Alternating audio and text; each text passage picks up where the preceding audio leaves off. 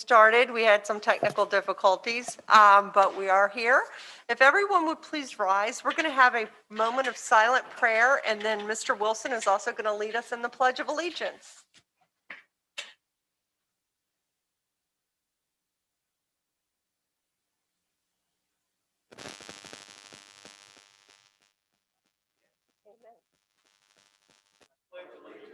To the flag of the United States of America and to the republic for which it stands, one nation, under God, indivisible, with liberty and justice for all. Thank you. You can all be seated now. That's fine. Sorry, I'll just do it real quick. Do you want this one? No, I'll just do roll call and then I'll grab one. Roll call, please. Okay. Mr. Tankersley? Here. Mr. Wilson? Here. Mr. Lippert? Here. Mr. Duda? Here. Mr. Cook? Here. Mrs. Knight? Here. And Mr. Schmidt? Here. Approval of minutes. Are there any corrections or additions to the minutes from February 9th regular council meeting? Seeing none, those will stand as written and distributed. Reports and communication. Mayor Hardman. So I have only one thing to share this evening, and it's a good thing. Not that I'm expecting that this individual on his first evening of retirement is watching us, but I think it's appropriate to give and offer our congratulations to Officer Herb Dorsey, who retired today.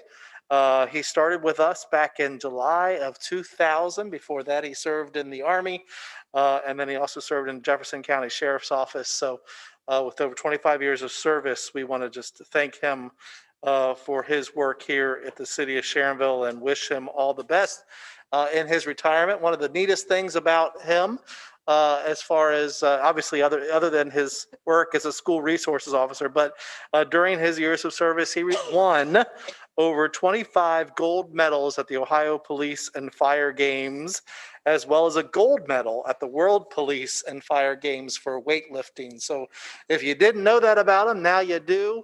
But he was a great addition to our police force here. I think he was a great addition and with regard to our SRO program, both at Princeton as well as the Scarlet campus of Great Oak. So congratulations, Herb.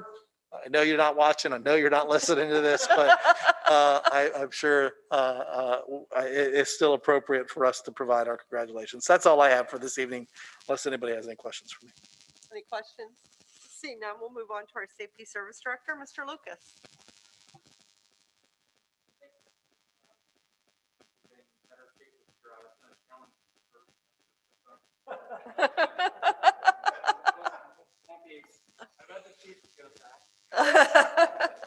Speaking of the chief, Chief Hanover, here this evening to make an introduction to our new facility.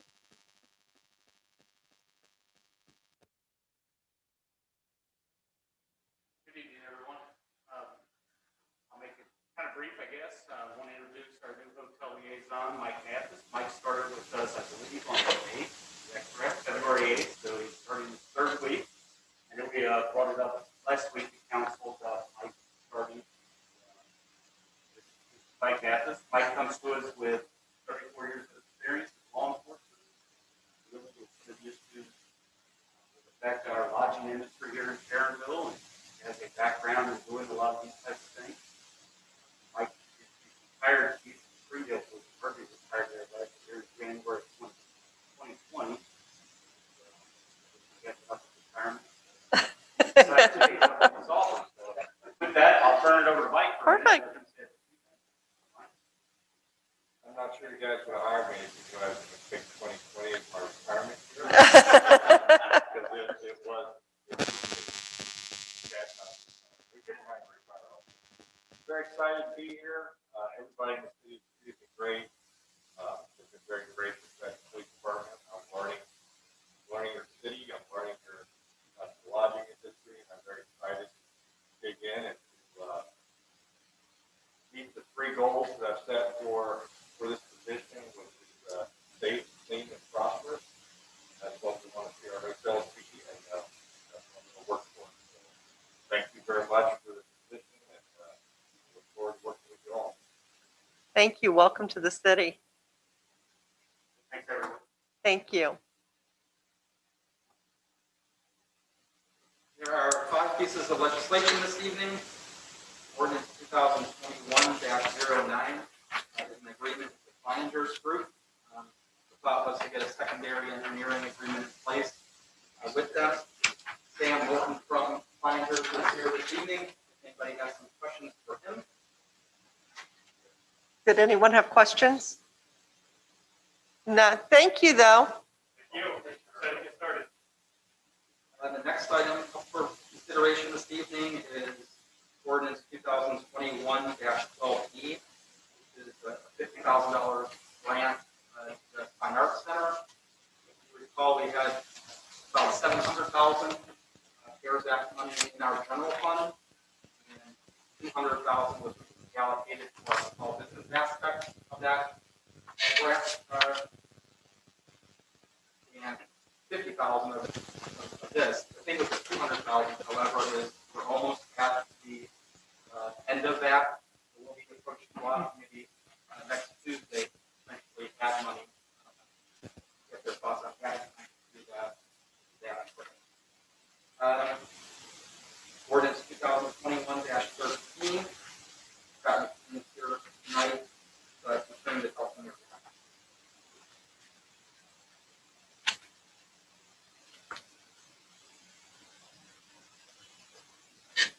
Good evening. Yes, ordinance 2021-13 provides another 1-year extension to the repayment of the forgivable loan provided to South America for renovation they did. Obviously, the fallout of COVID is the travel industry rather hard. The forgivable loan repayment is based on the DOT. I think there'd be a better job of explaining not only are they going to struggle and not be able to meet their line and what they have to achieve to get credit for their repayment, but there was kind of a threshold in there for overall city collection. Not meet that in 2020, and we don't appear to be on any kind of pace. So, kind of a fair thing to do with the proposal of the city to get another year.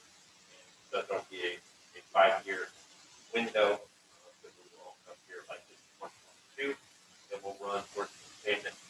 Doing it in 1-year chunks, let the flexible language sort of live on from that original agreement, rather than so much. Any questions on it? Anyone have questions? Thank you. Ordinance 2021-14E concerns the property that we're acquiring on Sharon Road, the old JW Sports Park. Warren Ritchie is handling that closing for us, making the recommendation that we pass this legislation tonight so the property can go into the PIC and at closing versus trying to do it after closing. It's just complicated. And then ordinance 2021-15 yields our overtime budget for our snow crew. Mike Charleston here tonight, along with that, talk about that.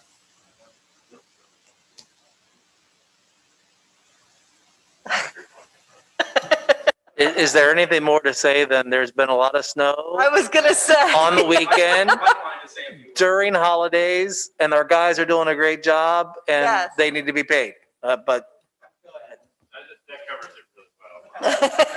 This is, I mean, one of my favorite covered memos I've ever read. So I don't need to read it, but since Groundhog's Day, winter it is rather hard. So I'll let Mike go a bit more detail.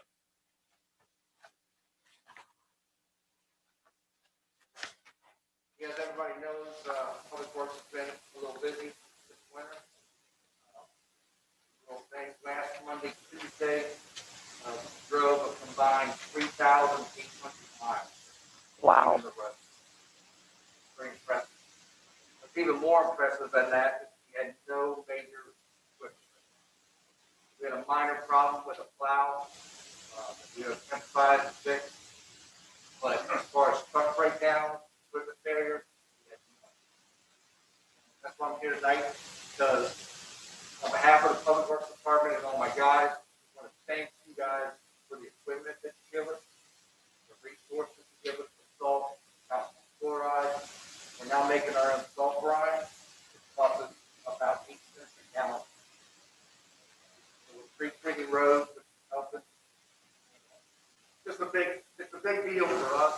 you guys give us the equipment and we can do our job. Without that, we would struggle. So, got a great department, they work hard. Here, thank you. And let me add a thanks personally to you, Yeah. Mike. I hope everybody here knows that, obviously, we have a vacancy in the Public Works Department due to retirement, and Mike has stepped in and the temporary rule where we're at while we continue to figure out that direction. And you've had kind of a little bit of a trial by fire when it comes to at least this season and the winter time. And I think you've done a great job, and you need to be commended. And that's what I'm doing. So thank you, and the support that you give for our guys out back. And again, I think I said the last time we were here, and I'll say it again, they've done a great job making sure we stay some of the clearest streets in the area. So thank you. Thank you.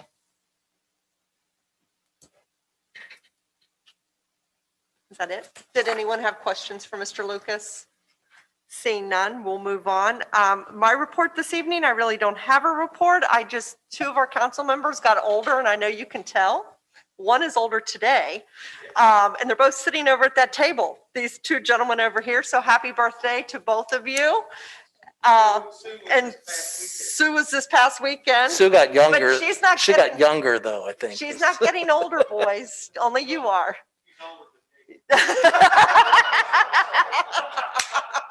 I'd like to point that out. And you're Well, I both wasn't older than gonna go me. there with you. I was going to say the beautiful councilwoman is getting younger. So happy birthday to all of you.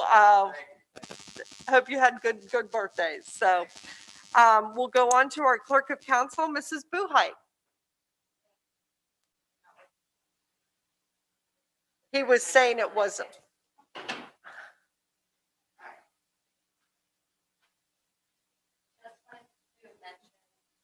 That one's not working either.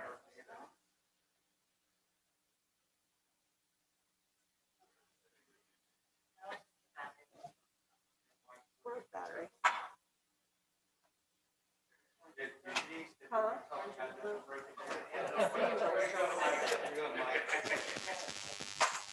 Just wanna take the-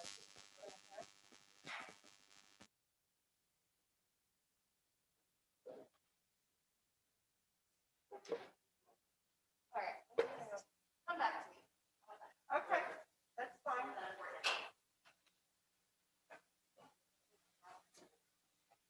Okay, we'll go on to our auditor, Mr. Cunningham. Well, that's what I'm trying to get you. Here, come grab this one from me. Here's this one. If that'll pull out that far. Okay.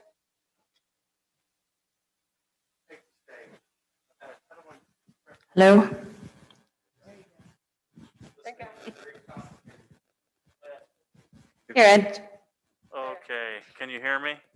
All right, Go ahead. I okay, got it. okay. Are you gonna hold it in? Okay. So, Ed, do you want to use this one?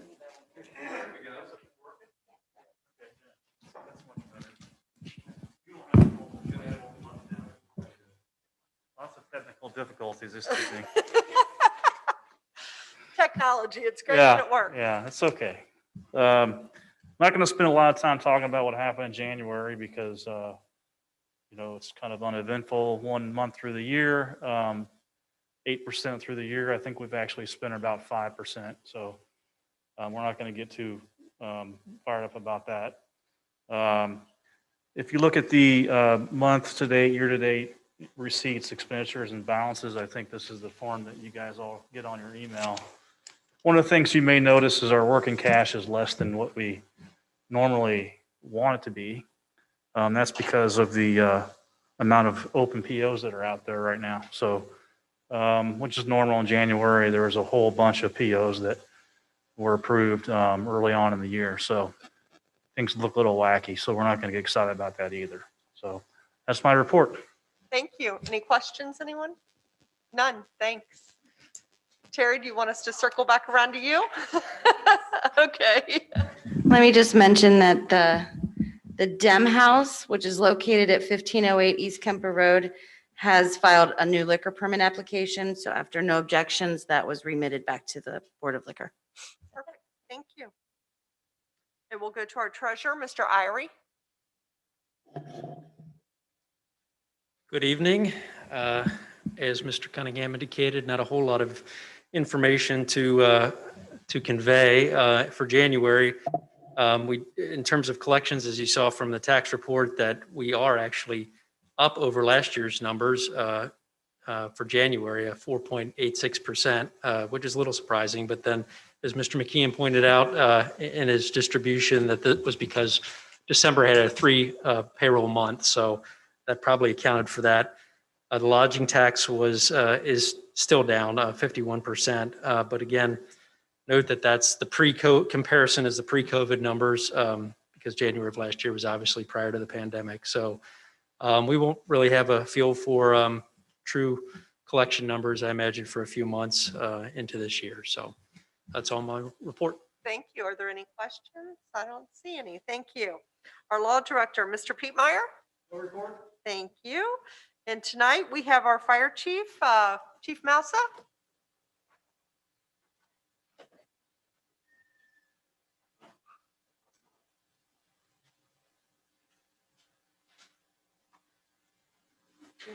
Keyboard too.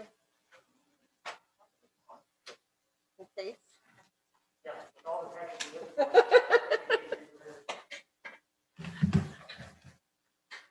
And we did minimize it, so. So Mr. McKeon said share screen, and there's that. Look at that.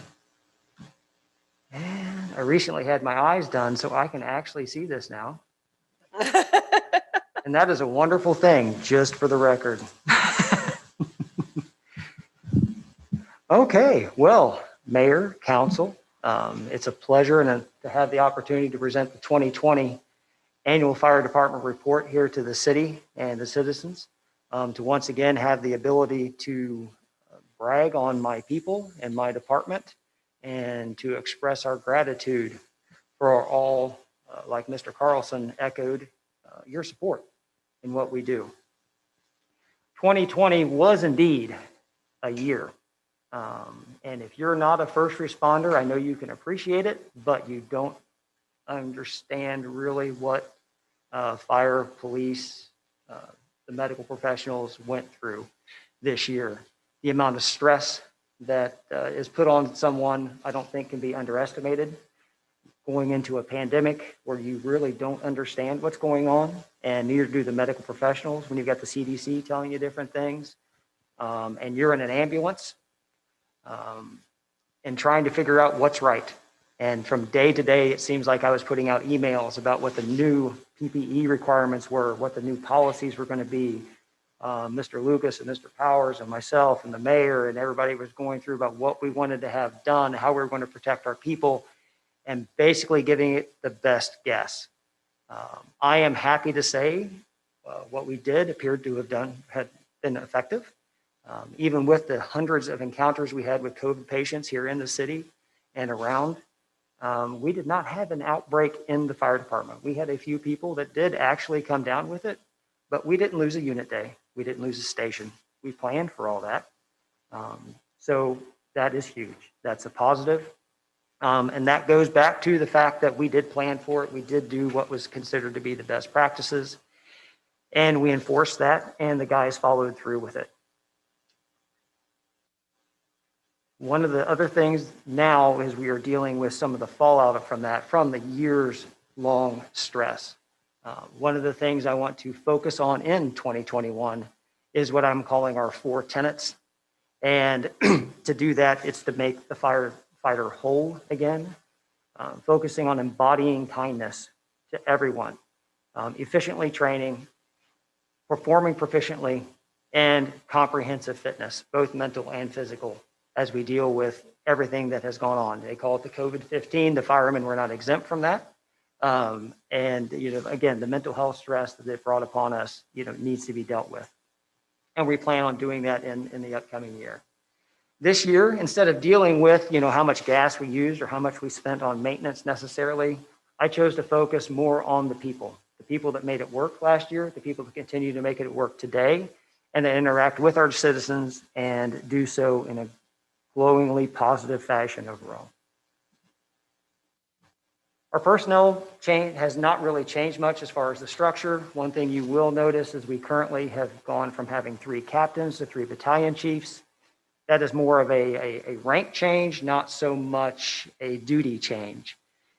In the upcoming year, you're going to see, sadly, see Assistant Chief John Mackey retire, and we will have 4 battalion chiefs at that point. The purpose behind that is to provide more opportunity for the upper level officers to have exposure to administration and the ability to run the fire department, which is something we have lacked for many, many, many years, and that only a couple of people have really had the opportunity to learn the administrative side of the job. And when it comes time to promote a new fire chief, they're behind the 8 ball. We want to remove that. You'll see, compared to the past couple of years, the number of part-time people is up. We're actually getting ready to add another 6 or 7 on top of that. So the part-time program that we instituted back in 2019, got up and running, is performing as expected and is doing well. Our new full-time hire that the mayor introduced was Christine Newhan. She, again, started in Blue Ash. She's been a welcome addition. She is overwhelmingly positive, happy to be here, and is very excited to be a member of the Sharonville Fire Department. Lieutenant Ben Berg, if no one has met him, I encourage you to do so. He is a very talented individual. We're happy to have him promoted into the position of lieutenant. He eats, lives, and breathes the fire service, and is very happy to speak with anyone about his passion for what he does. The COVID operations is kind of what was 2020. There wasn't a whole lot else that went on because of, the governor's orders, the city policies and things. We don't have CPR classes. We don't do first aid classes right now. The outreach to the preschools and things all came to a screeching halt, just like it did across, the country. So what did go up was you saw people in these strange suits suddenly show up to take you to the hospital. And we tried to put that out on Facebook and all other avenues to make sure people weren't, upset or nervous about this. This became the norm. We used over 3,000 N95 masks. We used 1,860 Tyvek suits and gowns and 9,600 surgical masks to date. Just to give you an idea, I am fairly certain we may have used 8 Tyvek suits in each of the years that I can remember up until that point. Maybe 100 surgical masks a year. So, and N95s just weren't used. It was just exceedingly rare. This year, obviously, that was a huge difference. We cleaned and disinfected multiple times a day, barrels of disinfectant, not just gallons have been used, barrels. And that all speaks to the reasons that our people overall remained as safe as they possibly could, and our exposure to the COVID virus was limited. The run volume for 2020 was overall slightly down, not a ton. What we did notice was that the number of serious calls was actually up, but the number of picking people up or my belly hurts went down. People didn't want to go to the hospital for things like that. They didn't call for that overall in 2020. EMS is still overwhelmingly the majority of our calls.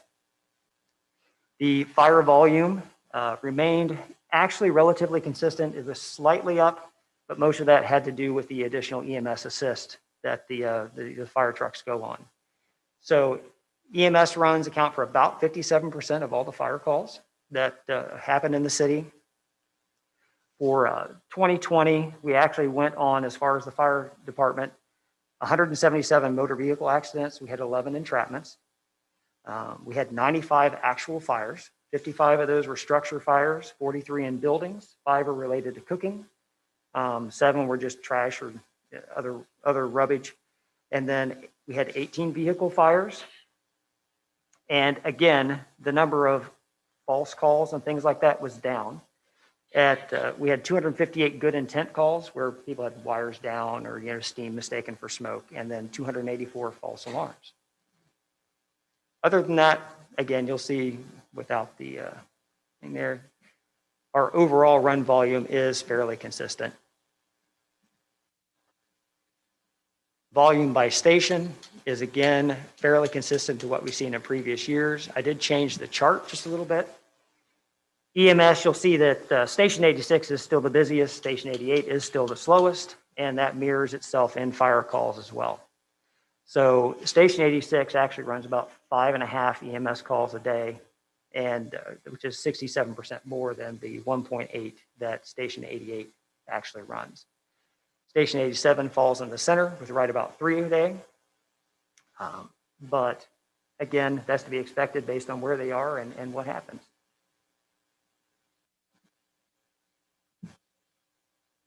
The last of our statistics, we repaired 24 hydrants at a cost of about $11,740. Station maintenance went down slightly, and so did equipment maintenance, which was $83,540. It's very expensive to maintain fire trucks. The inspections, 94.5% of all occupancies, which are businesses, were inspected in 2020, which is an accomplishment because actually the inspectors were out of the office and not physically doing inspections for 3 months. So they still got their work done in that remaining period of time. And even then, some of that was in that iffy period of time where they didn't really go out and do inspections. They did on-call things. They didn't focused on problems, but didn't really do business inspections. So Keith Becker, Steve Kaufman jumped in and actually still delivered the ball across the goal line for meeting almost exactly the number that they did last year in a much shorter period of time. We still maintain the program of installing smoke detectors and replacing batteries, just doing it in a socially distant fashion. This year, you've all heard the stories on the news with the police and the fire departments. It is no longer uncommon for the fire departments to be involved in violence at the sites of their calls. We've had to adapt and prepare ourselves for that. And one of the things is everyone on the fire department that is full-time has their own body armor now. And there are multiple sets for the part-time people to use. And they're on the equipment as they travel around the city. We also have updated our mass casualty incident kits for triage purposes, tourniquets and the such, to make sure that we are prepared in the event that something untoward does happen within the city and that we respond to. This year, actually, all of the department personnel that are on the line actually also took the TECC class, which is the Tactical Emergency Critical Care class, teaching them how to respond with the police and deal with injuries, even while an active shooter is still going on. So that's a marked departure from what used to happen, where we waited until the scene was neutralized and then went in.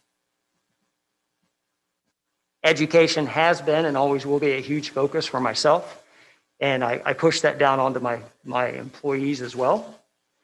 We have 3 lieutenants who are active in the Ohio Fire Executive Program right now. I also have Tony Smith and Dan Runyon who are taking advantage of the tuition assistance program provided by the city and finishing up their degrees in fire service leadership at Cincinnati State. This year, the Sharonville Fire Department hosted the first certification class for Ohio Firefighter 1. This was brought to light by Battalion Chief Burns and Lieutenant Ellis, who did a lot of the legwork. They enlisted Scarlet Oaks to sponsor the class. We had, I believe it was 5 or 6 that finished. Yes. And we boasted a 100% pass rate on that test with the state. Those people, the majority of which started off as our single certification EMS personnel, when they got to Sharonville, decided, you know what, the fire department's kind of cool. I think maybe I want to do fire. And that is where I believe 4 or 5 of those people came from, was our own internal personnel. And they then followed through, graduated, and one of them is actually a full-time employee at the city of Woodlawn because of the training that we provided.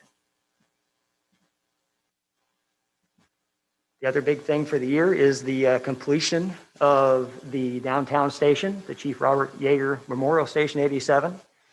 Looking at that station today, you would never know that that's what it looked like when this began in late January of 2020.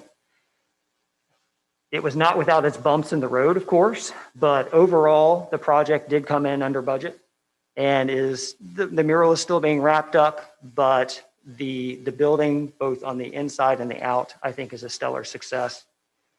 And the guys appreciate being back in the building and being in the city, working side by side with their coworkers in a building that was designed to house them, and the windows don't rattle when the heat kicks on.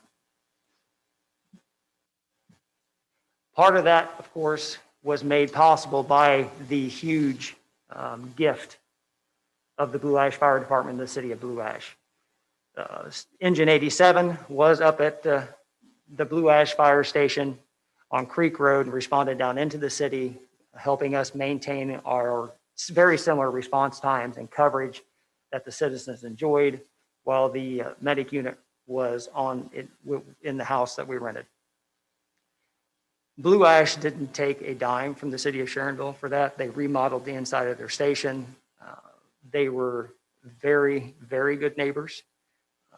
We have told them that multiple times. We're very appreciative of what they did for us and allowing us to maintain our coverage in the way they did, reaching out. And again, they took a batch of cookies as payment for everything that they did for us. So one of the big things that happened in 2020 was Lieutenant Chris Ellis was accepted into the ATF Accelerant Canine Detection Program. And so we have Sonnet running around the firehouse now, which is a black lab. She is very welcome. If you haven't seen her or you want to see her, just come on over on a Unit 3 day. And Lieutenant Ellis and Sonnet are running around the station, and they're happy to receive pets. That would be Sonnet, not Lieutenant Ellis. And it was a 6-week course. They're very successful already. I believe they've gone on, it says 5 right there, but I believe they're up to 6. And 3 of those cases that they've investigated have been determined to be arson with the assistance of Sonnet. So she is working out in the area, and they are happy to do that. Lieutenant Chris Thomas went on not 1, but 2 FEMA callouts for Ohio Task Force 1 this year to the hurricanes in Louisiana. He has spent weeks in Louisiana. He assures me he does not want to move there, but he did an excellent job with the Task Force 1 team as a rescue specialist, going through, searching through debris, formulating rescue plans. He has spent a lot of time training to do this. He's also active on the Urban Search and Rescue team for Hamilton County and does several callouts with them every year as well. Dan Runyon, a hometown Sharonville resident, has really gone above and beyond. We've seen Dan blossom this year. He's been working at it for quite some time, but he became an instructor at Scarlet Oaks, and while doing that, has actually developed the first NFPA 2400 certified drone instruction program in the world. He developed, helped write it. He has implemented it, and it is ongoing at Scarlet Oaks right now. So that is a huge accomplishment. We congratulate him on that. All at the same time, this year, he also got his Fire Instructor 3, his Fire Safety Inspector Instructor, both of which are not small accomplishments either. So congratulations to Dan. I know he's excited. He's also a member of our acting officer program and is on the short list to be promoted to lieutenant. Lieutenant Ben Berg that we mentioned earlier, again, he was promoted this year, but is also active on the Urban Search and Rescue team here in Hamilton County. He does other things as well. He is very detail oriented and is a member of the Engine 87 truck committee. He has also been involved in the building committee for the Station 87 remodel.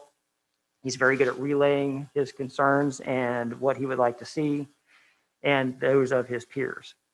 He is passionate about flow calculations and flowing water. And again, if you have any interest in that at all, please feel free to talk to him, but make sure you have enough time to listen to what he has to say, because he is quite an encyclopedia on that particular topic. He played a key role in the Killen Power Station collapse over in Adams County. It was on the news. You can see some of the pictures there. Ben was actually the only person that was actually small enough to get down into some of the holes that they had to go to, and was actually involved in finding the person. The rain program, again, with 2020 being COVID, it put a damper on the rain program. It was still ongoing with a brief little respite from March to June, just like the rest of the city employees. Food pantry is still active. The residents are still being addressed. Program is there basically to help people in need throughout the city, their families, and liaise with other agencies and coordinate care for those loved ones that need assistance. All through referrals, basically from the fire department, the rec center, elected officials, and such. So in 2021, we are going to take delivery of a new fire engine, which is an E1 cyclone cab, which basically that's going to be the sketch of it. That's the truck, although it doesn't have the Sharonvilleized stuff on it. That's the best picture that we have of it at the moment. We anticipate about 15 to 20 years of service from that new rescue engine, and it will be replacing the old engine 87 that we've discussed as some pretty exorbitant maintenance costs and some other issues that are arising with that with the reliability. We're continuing to purchase Horton ambulances. We'll get another one this year, which will round out our fleet to 4 Horton ambulances or medic units. With the increased reliability of the Horton units, we anticipate pushing out the replacement schedule from 5 years to 8. With a new ambulance costing around $245,000, if you can add 3 years to a replacement cycle, that's big money very quickly. We're very excited to be able to do that. Once again, I'd like to take the opportunity to thank the people that make my job easy, the employees of the City of Sharonville Fire Department, the stellar job that they do. I'd also like to thank you for your continued support of the fire department. As Mr. Carlson said, the city always provides for its city departments. It's appreciated, and we thank you. Any questions?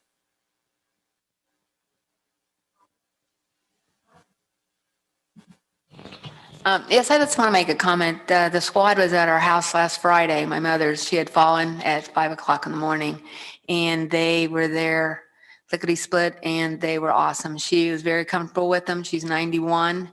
She went to the hospital by herself. I couldn't go with her, but Dan Runyon was on it, so that he was excellent. So I just wanted to, I was going to say that later in the meeting, but I just want to do that. I can't remember all the other guys. I was still a little asleep, but they got her over there, and she was very comfortable riding over. So thank you very much. Thank you.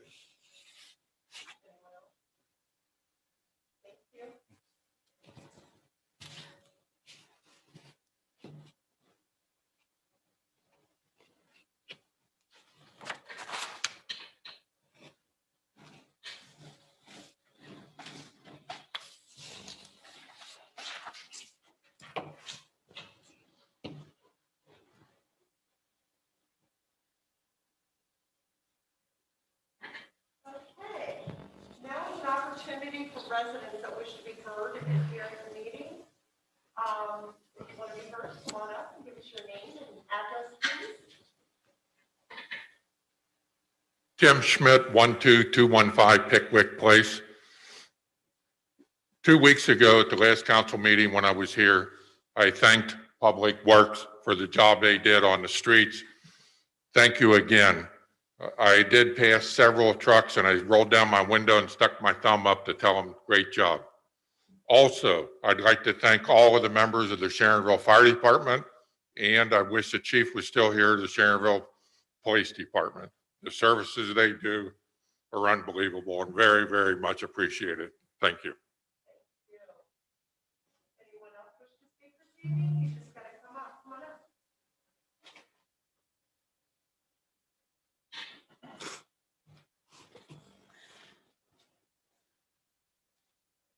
Hello, everyone. My name's John Surkamp. I live at 5341 East Kemper Road. I spoke to a few members of council, Charles Lippert, Mike Wilson, and Sue Knight, regarding sidewalks with the sewer project that's going to go on up on Kemper Road. I talked to a man by the name of Andy Bachman, who's ahead of the project for this Metropolitan Sewer District. And I guess they're moving into the 90 percentile phase of the project, which I guess they've determined where they're going to put the sewer and everything in the middle of the street. What we were wanted to know is we wanted to see if it was possible to get sidewalks up Kemper Road. We know that a portion, from talking to the council members, are going to be down at the lower part of Kemper Road by the park. There's Julianne Drive there, and we were hoping that the sidewalks would be able to come up on the south side of Kemper, which would be on our side of the street, past the park and up to Reed Hardman Highway. They said that it wasn't in the budget as of now, I guess, but it's going to be probably another year to 2 years before they put a shovel in the ground for the sewers, from what I understand. We were hoping that you would consider doing that. Fields Erdel had put in sidewalks, and it's added so much to that street. It really, really looks nice. We're always concerned about, want to keep the property values up going up Kemper Road, and I think that would be a big plus. Any time of the day you can come down Kemper Road and you'll see people walking on the street, and it's, you know, quite dangerous if you've ever come up and down Kemper Road at certain times of day.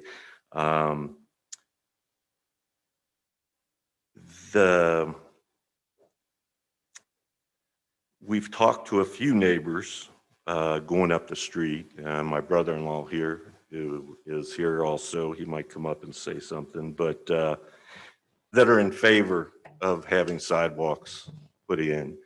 So there is interest in, before they move into the final phases of the sewer project. I was just hoping there was, and seeing it's probably a year to 2 years away, that maybe we could get the money together, because at that time when they're putting sewers in, that's going to be the time to do a project like that because of the construction that's going to be going on. So has that, I know a couple of you fellas were going to talk to Jim and Nice to see you in person, Mr. Surkamp. So after our discussion, I asked you if it was okay to kind of bring Mr. Lucas up to speed, and you said that was fine. Before I had an opportunity to do that, my colleague, Mr. Cook, had actually already sent an email to Mr. Lucas. And correct me if I'm wrong, I don't have the email in front of me, but one thing that is significantly different from what you learned from your conversation with the MSD contact. The MSD contact that we were dealing with indicated that the better time to proceed with a sidewalk project in that area is after the construction was completed on the sewer, which was surprising to me. And quite frankly, I do not recall that reasoning, but that was a significant that is a surprise, because why wouldn't, I mean, and you don't know of any reason, Jim, or? That's something to do with laterals that you put in, as well as deciding which side of the street, utility coordination. I mean, there was many reasons. But I'm still waiting on some information myself on that. I know. To sum it up, you know, I still think it's a good idea, and could be looked at in future budgeting sessions future grant proposals, that kind of thing. But the timeline that you're worried about as far as needing to establish design and funding prior to the MSD project going forward, we are being told that is just not accurate. So I don't, again, I don't remember What's not the specific- accurate? that the sorry. sidewalk project and the MSD project would be best served by moving forward at the same time. Okay. In our conversation, I understood exactly what you were saying as far as, not shutting down the road at two different times. Have And you- I'm not an engineer. Okay. So I don't exactly remember the reasoning, but I remember that was a significant portion of what I recalled as far as timelines and whatnot. And that was from MSD's consultant.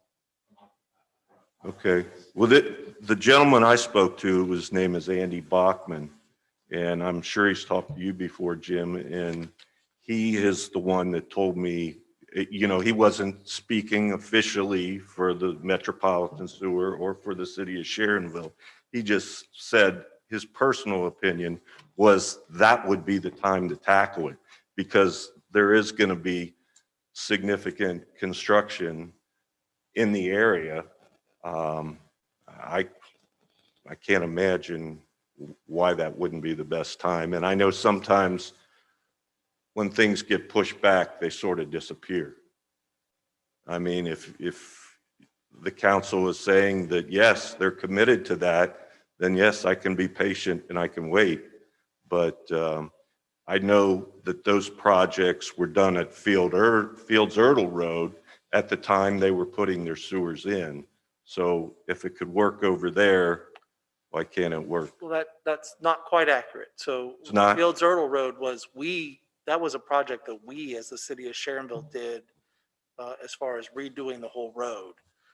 So there's a big, huge difference here in that the sewer project is something we as a city have no control over, no, I understand that. no involvement in other than trying to advocate on behalf of those of you who live over there and getting that happening. So that's part of a problem of doing a city project in coordination with MSD doing their own project. So there's a big difference there between what happened with Fields Erdel. Fields Erdel was our project completely. We redid the whole road. And then the sidewalks came along with it. What I will say is this and hopefully the other council members that you spoke to said or shared this information with you, is we just completed a huge new comprehensive plan, a 2030 comprehensive plan that identified what some of our goals as a city are as we look toward planning for the future, planning for 2030. And one of the pieces to that was connectivity, Right. connecting our residential areas, connecting our commercial areas, connecting all these pieces together in ways other than just vehicular traffic. So that's one of those goals that was identified, has been approved by this body as a priority that we want to look for as far as planning in the future. So I will say we've already started down that path. Fields Erdel is a perfect example. Right. The other end of Kemper Road is an example.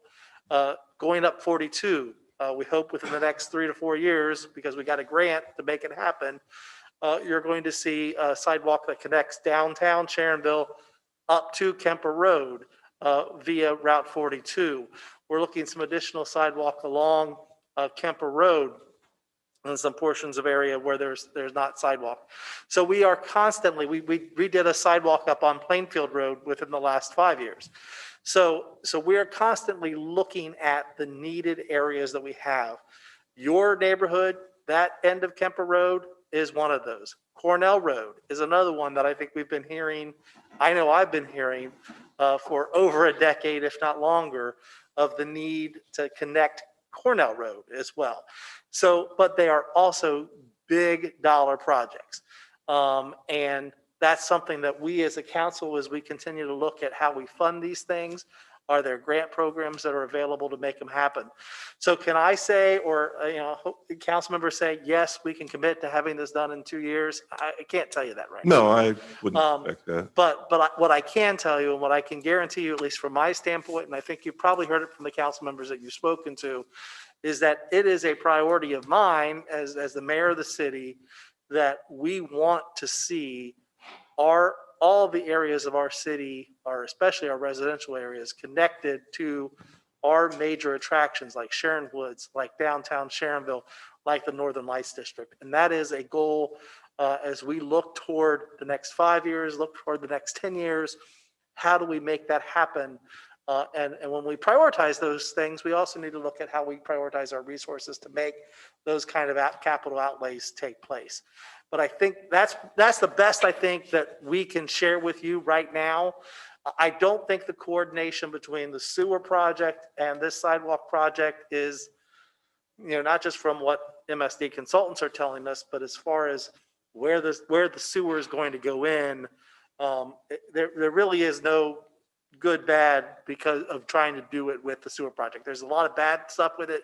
There might be some good stuff by way of disturbing travel and all that kind of stuff. But at the end of the day, the bigger question is going to be, where does this sidewalk piece fit in with other areas of the city that also are in need of connectivity issues? But what we can tell you is, what I will tell you is, I can only speak for myself, but I think we all feel this way from our comprehensive plan and hearing feedback from residents and businesses and doing it as connectivity as a city as a whole is an extremely important priority for us in moving forward. Okay. Well, thank you.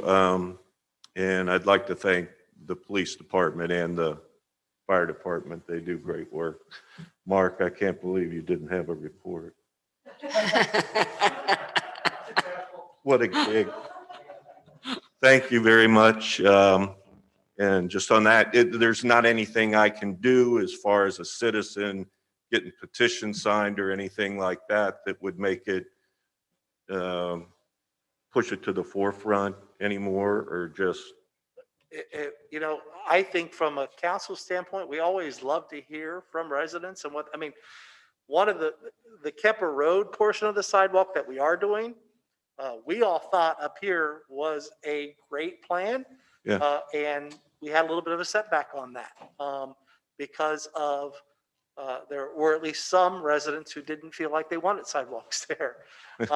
So yeah, I mean, to the extent that you want to continue to grassroots work amongst the folks there, I think all of us love to hear it and love to see that, hey, yes, we think this is what we want for our community.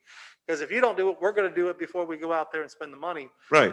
But to say that's going to, I don't know how more I can tell you that I think from my standpoint, Well, it sounds like you're committed to it. it's so a priority. That's good. But, there's other portions too. Like I said, I think the big competing piece is going to be Cornell Road, this portion of Kemper Road.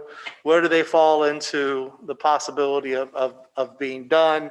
We've got a bridge issue that exists over here that comes into the downtown to make that Kemper connection come in. That is going to have a huge dollar figure attached to it. So all of those pieces kind of figure out. It's just a budgeting issue. So,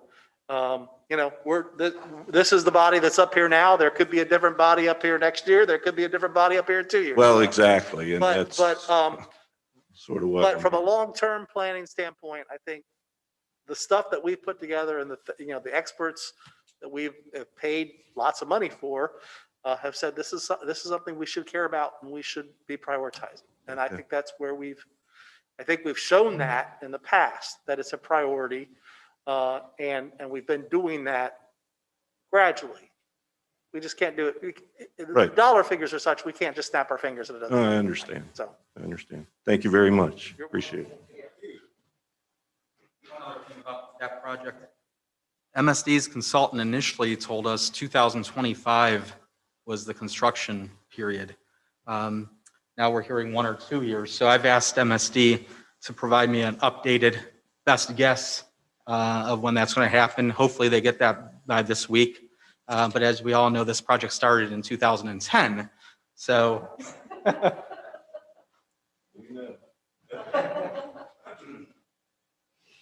did you want to speak, sir? You're welcome to come up. Not fine. Are you sure? John said what I needed to say. Okay, anyone else this evening wish to speak? I know we have, Mrs. Beatty on Facebook or FaceTime here. Would you like to speak? You need to raise your hand. Not doing that. Yes, she is. Okay, you can go ahead and speak. Hi, everyone. Hope you're having a great night tonight. Just calling in for the Delta. Wanted to first thank everyone on council for how supportive you've been. We officially had our first sold out weekend last week, and it was phenomenal just to have the banquets going, the hotel going, the restaurant going. It was great. I know I spoke to Jim Lucas in council. We had a tax repayment that was supposed to start again this year. Everyone's aware of what's going on with COVID, and we were going to propose to council if we can please get a 1-year extension on that. I was a little late today, so I'm not sure if I missed that or not, but if we can get an extension on the repayment for that. Unfortunately, travel did not come back as we had anticipated.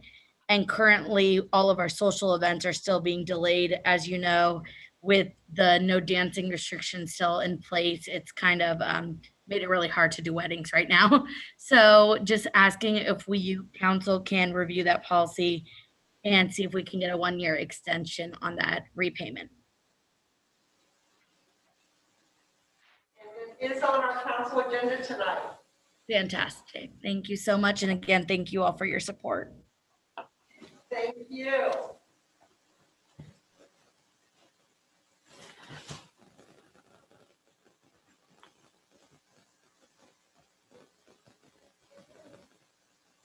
Okay, council committee, community development, Mr. Tankersley.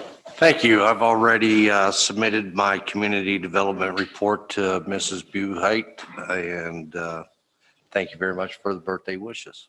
Thank you. Community service, Mr. Whipper. Thank you. We're going to meet March 3rd at 4 p.m. in the conference room. Thank you very much. Budget and finance, Mr. Cook. thank you. I do not have a report this evening for budget and finance. I will state for project oversight, we did meet this evening. I'll have my report at the next council meeting.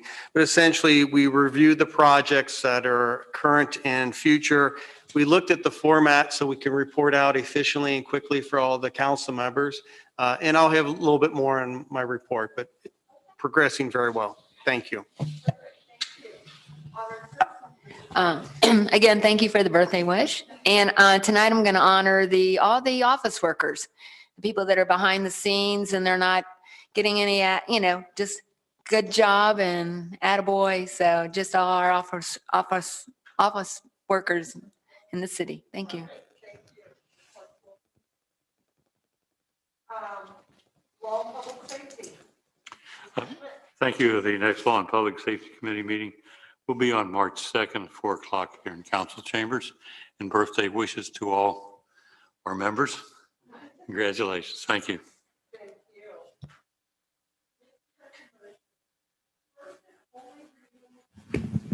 Effectively ordinance 2021-14 and 2021-15. First and only reading, 30-day effective. 2021-13. Second and third reading with immediate effectivity is ordinance 2021-12. Is there a motion? So moved by Mr. Schmidt, second by Mr. Wilson. Is there any discussion on this? All those in favor, yes? Yes. Those opposed, no. And that motion does carry. We will move on to our unfinished business, please. Okay, this is a third reading of ordinance 2021-09, authorizing the Safety Service Director to enter into a contract with the Cliangers Group, Inc. to provide engineering and site plan review for calendar year 2021 and approving the Cliangers Group, Inc.'s 2021 fee schedule. Is there a motion to pass ordinance 2021-09? So moved by Mr. Schmidt, second by Mr. Duda. Is there any discussion? Seeing none, roll call. Mr. Tankersley, Yes. Mr. Wilson, Yes. Mr. Lippert, Yes. Mr. Duda, Yes. Mr. Cook, Yes. Mrs. Knight, Yes. Mr. Schmidt. Okay, ordinance 2021-09 has been approved. Second reading of ordinance 2021-11, amending section 1305.99 of the Sharonville Municipal Code. It's a second reading and a third reading of emergency ordinance 2021-12E, authorizing assistance to the Sharonville Fine Arts Council and declaring an emergency. Is there a motion to pass ordinance 2021-12E? So moved by Mr. Cook, second by Mr. Wilson. Is there any discussion?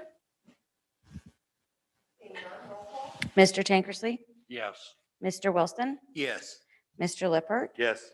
Mr. Duda, Yes. Mr. Cook, Yes. Mrs. Knight, Yes. Mr. Schmidt. Yes. Emergency ordinance 2021-12E has been approved.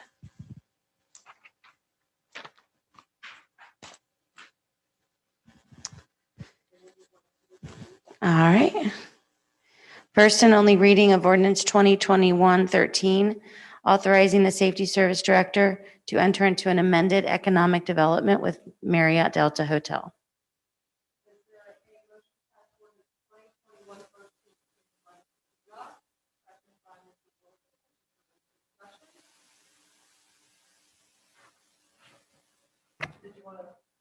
No, yours is off. Mr. Tankersley, Yes. Mr. Wilson, Yes. Mr. Lippert, Yes. Mr. Duda, Yes. Mr. Cook, Yes. Mrs. Knight, Yes. Mr. Schmidt. Yes. Okay, ordinance 2021-13 has been approved. First and only reading of emergency ordinance 2021-14E, authorizing the Safety Service Director to assign an existing real estate purchase agreement for the acquisition of 2198 East Sharon Road within the corporation limits to the Community Improvement Corporation of Sharonville and declaring an emergency.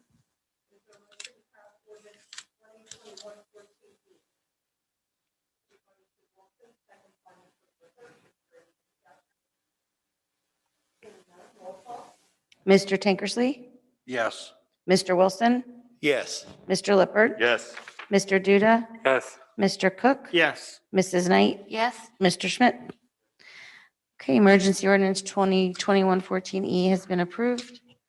First and only reading of ordinance 2021-15, amending 2021 appropriations for the 201 Street Fund. Is there a motion to pass ordinance 2021-15? So moved by Mr. Tankersley, second by Mrs. Knight. Is there any discussion? Seeing none, roll call. Mr. Tankersley, Yes. Mr. Wilson, Yes. Mr. Lippert, Yes. Mr. Duda, Yes. Mr. Cook, Yes. Mrs. Knight, Yes. and Mr. Schmidt. Yes. Ordinance 2021-15 has been approved.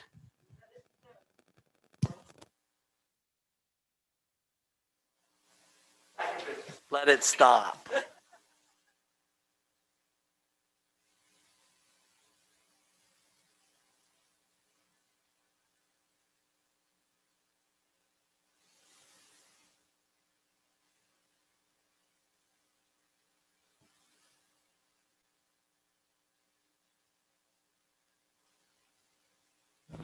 Just letting everyone know, the Rupert Stand opens March 8th.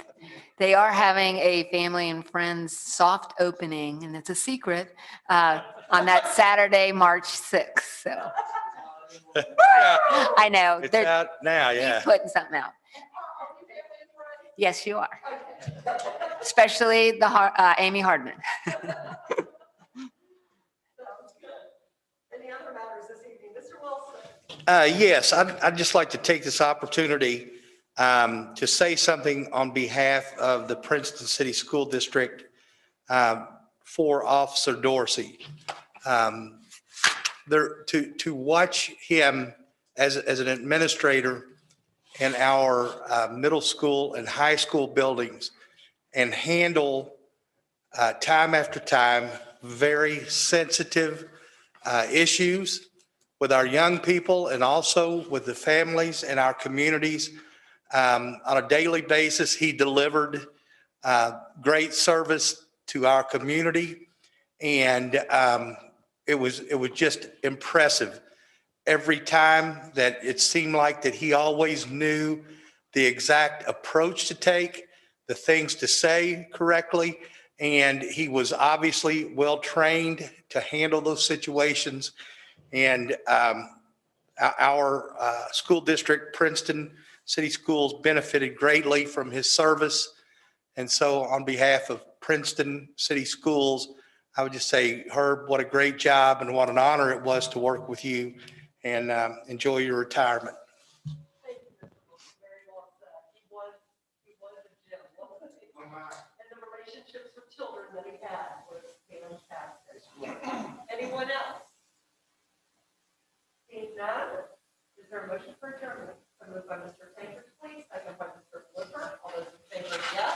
Yes. Those opposed, no. We stand adjourned. We will be having a brief Veterans Committee meeting and a brief finance meeting.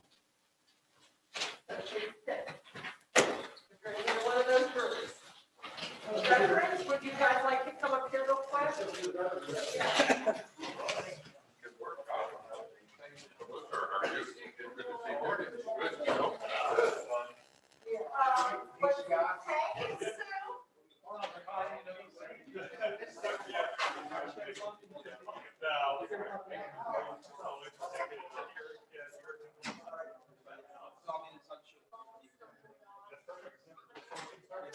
Hello, Mr. Smith.